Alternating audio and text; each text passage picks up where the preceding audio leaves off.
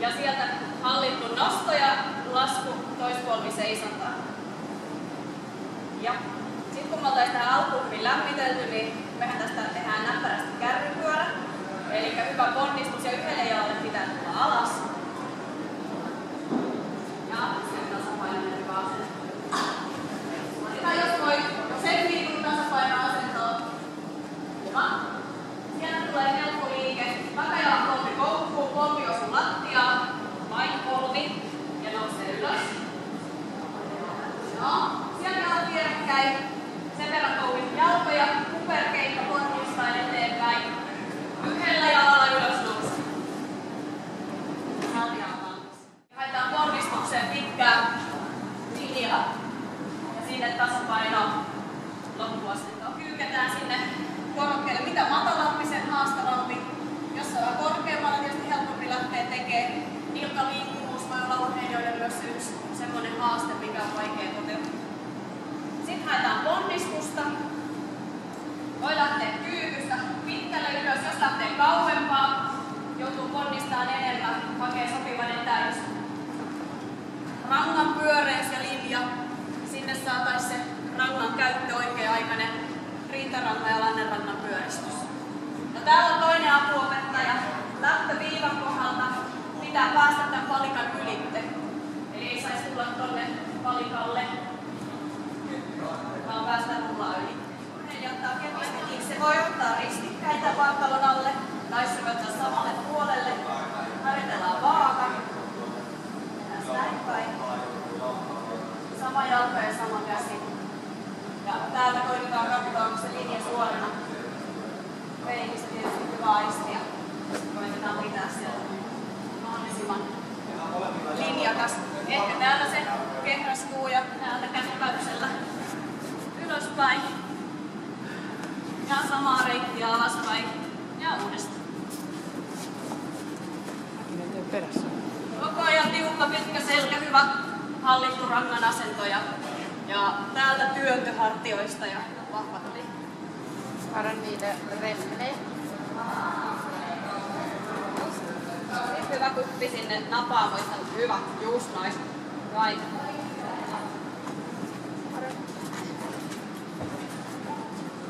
Toi on No, sitten mennään siihen linjan apuun. Vähän sama kuin oli tuolla noiden aitojen ylitte. Niin tähän rakennetaan seinämät. Nämä ohjaa urheilijaa siihen, että jalat tai vartalo ei lähde huojuun. Ponnistukseen haetaan pieni apu. Eli täältä alamäkeen on vähän helpompi ponnistaa. Ja täältä. Tuolta kattoo mulla seinässä lappu katse oikeassa paikassa.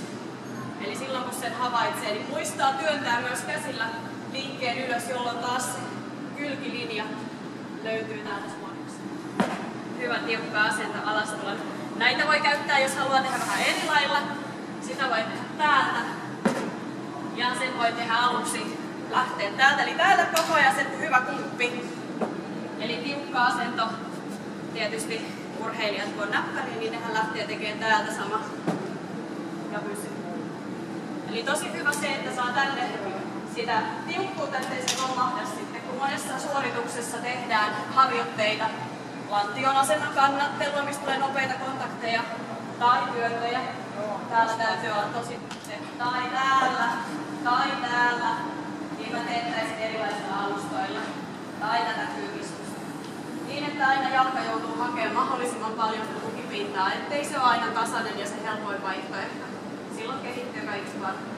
Vaihtele jalkoja erilaisilla alustoilla eli korkosilla, eri ehkä suuruuksilla, niin että se tukipinta tai piste ei ole aina ihan tasainen. Tosi hyvää liikannusseudun harjoittelussa. Näin. Rinta on siitä se, että se tulee enemmänkin rintarannalle. Ja sitten kaari. Taas yrittää painaa sitten rintaa kaari. Hyvä. No sitten eri harjoitteita tietysti tee vähän aika keinoisia. Tai siis tarvitaan. Ei tarvitse. Tee vielä toisinpäin. Tässä on tosi tärkeää Junnu ja valmentaa, että sä koko ajan olet täällä korjaamassa, että se niin kuin on oikeasti oikea asia.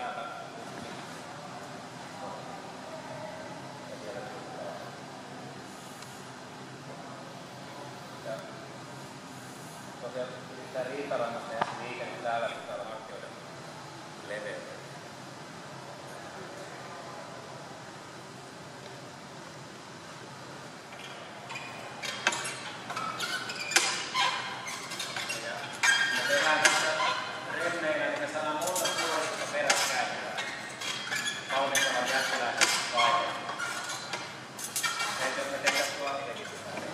Tässä on se ensimmäinen lyönti sinne kaarelle, mikä tulee tuosta, kun lähdetään käsin sieltä alas.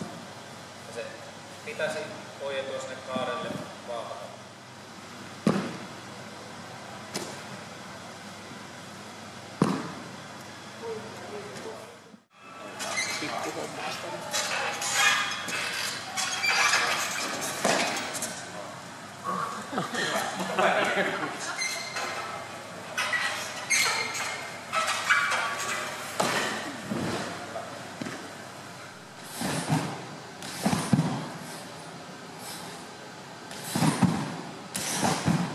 Ehkä suoritetaan vielä.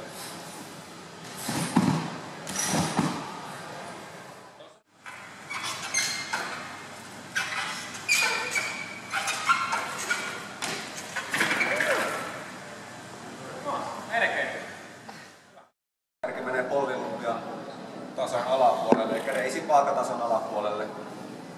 Syvyys pitää olla Pitääkö tämä nimenomaan tehdä niin näin, että jalat ei saa mennä? Joo, linjaus on yksi, eli varvaspolvi, lonkkalinja pitää olla kunnossa, syvyys pitää olla kunnossa.